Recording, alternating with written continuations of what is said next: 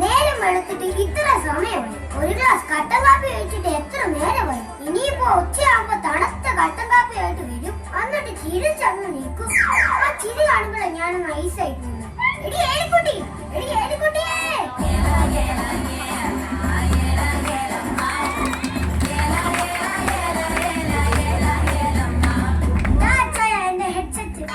ചെവി പഞ്ഞി വെച്ച് അതാച്ചായ കാലത്തിൽ ചൂടുവെള്ളം വീണു. എടി ഏലിക്കുട്ടി, കാലിൽ ചൂടുവെള്ളം വീണതിന് എന്തിനാണ് ചെവി പഞ്ഞി വെക്കുന്നത്? അതിന് എന്റെ കാലിലല്ല ചൂടുവെള്ളം വീണത്, നിങ്ങളുടെ അമ്മച്ചിയുടെ കാലില.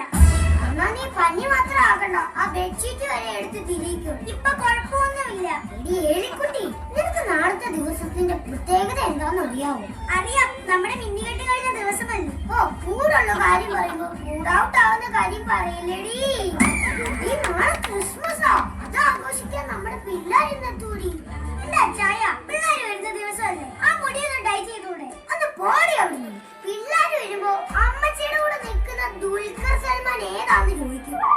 എന്താണ് എനിക്കൊരു കുഴപ്പം? കല്യാണത്തിന് മുമ്പ് ആപ്പിള് പോലെ ഇരുന്നയാണ്, കല്യാണം കഴിഞ്ഞപ്പോഴാണ് ഞാൻ നിപ്പിള് പോലെ.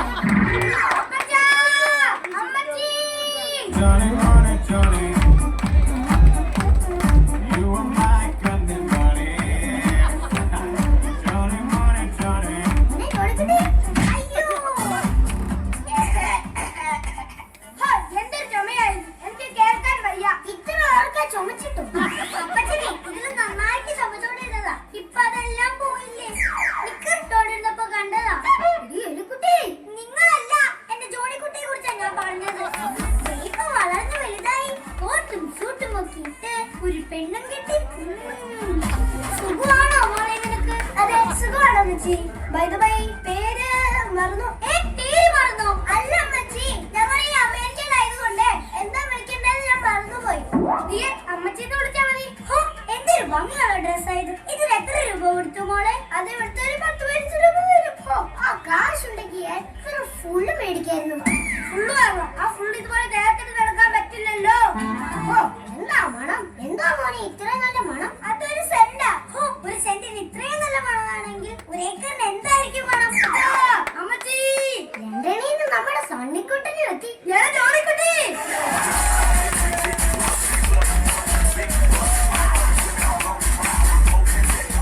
നമ്മളുടെ മക്കളുടെ സ്നേഹം തന്നെ കുറെ നാള് കൂടി കാണുന്നല്ലേടി.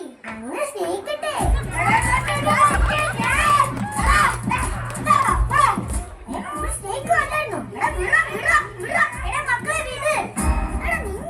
വഴക്ക് കാരണമാണ് ഒരുത്തനെ അമേരിക്കയിലോട്ടും ഒരുത്തനെ ലണ്ടനിലോട്ടും വിട്ടത്.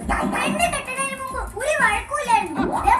അമ്മച്ചി പറഞ്ഞു കേട്ടോ, ഞാൻ വന്നേ പിന്നെ വഴക്കുണ്ടാക്കുന്നുണ്ട്. എടി നീ മാത്രമല്ല, ജോഡിയുടെ ഭാര്യ വഴക്കുണ്ടാക്കുന്നുണ്ട്. ജോഡി പറഞ്ഞു കേട്ടോ. എടാ നീ നിന്റെ ഭാര്യയുടെ കാര്യം നോക്കിയാ മതി, എന്റെ ഭാര്യയുടെ കാര്യം നോക്കാൻ ഞാനുണ്ട്.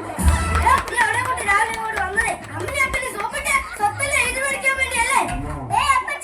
ഫ്ലൈറ്റിൽ നിന്ന് ഇറങ്ങി കരയിൽ കയറി മുദ്രപത്രം വാങ്ങുന്നവരെ ഞങ്ങളുടെ മനസ്സിൽ ഇങ്ങനെ ഒരു ചിന്തയില്ലായിരുന്നു. അല്ല ചായ, പിന്നെ എന്തിനാടാ രാവിലെ ഒന്ന് ഇങ്ങോട്ട് കയറി പോകുന്നത്? എന്നാ പിന്നെ നിനക്ക് വരാൻ മേലായിരുന്നു നേരത്തെ. എടാ ഞാനാടാ ഈ വീടിന് മൂത്തത്. മൂത്തതല്ല നീ പൂത്തതാ. എടാ എന്നെ കാട്ടി മൂത്തതല്ലേടാ നിന്റെ ഭാര്യ. എന്നെ പിന്നെ പറഞ്ഞോണ്ടല്ലോ, പറഞ്ഞാ നീ എന്റെ അടുക്കൂടി.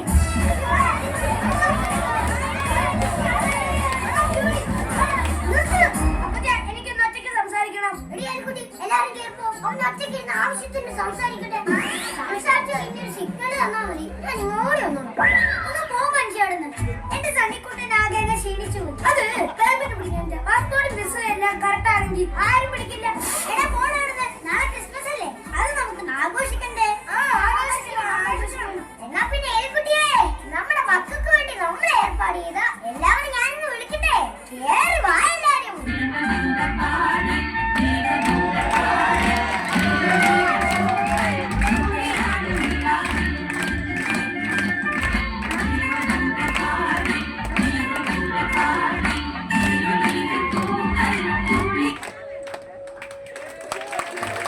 Thank you very much.